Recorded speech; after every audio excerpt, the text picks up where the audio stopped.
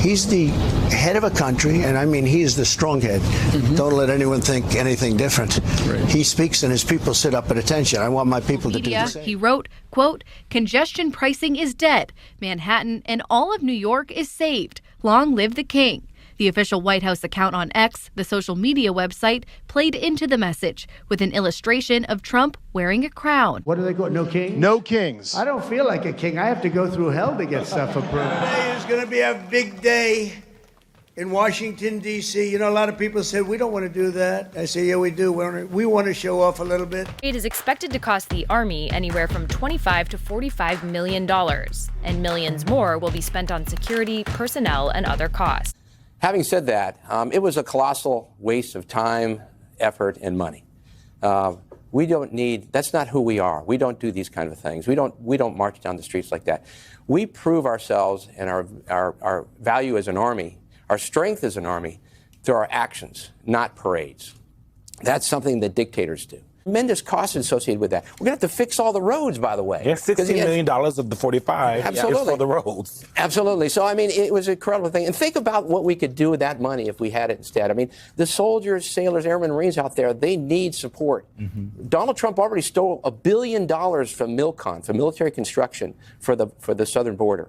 I mean, so there's barracks that are not being renovated. There's child care centers that are not being built. There are perks that soldiers and their families deserve, they're not going to be able to get because Donald Trump has stolen this money, essentially taken it and used it under priorities. So I think that it was what happened yesterday, although wonderful to watch and behold, and great to see soldiers do well, it was a colossal waste of time, money. Across the U.S. First up here at 10, across the U.S., hundreds of thousands taking to the streets in protest what's being called the No Kings demonstrations. Across the country taking to the streets today for the No Kings protests. Thousands of events scheduled for people all across the U.S. speaking out against the Trump administration. Here in South Florida, we saw thousands of people head out in the heat from Broward County all the way south into Miami-Dade and the Keys. Recently, President Donald Trump hosted a military parade in the nation's capital, Washington, D.C. Now, this parade has come off as controversial since it aligns with President Donald Trump's birthday. Millions have gathered across the United States in protest of this parade. The name of their protest is No Kings Protest. And the day is called No Kings Day. Basically, there are people saying that, you know, President Donald Trump sees himself as a king or dictator, and they're standing against that.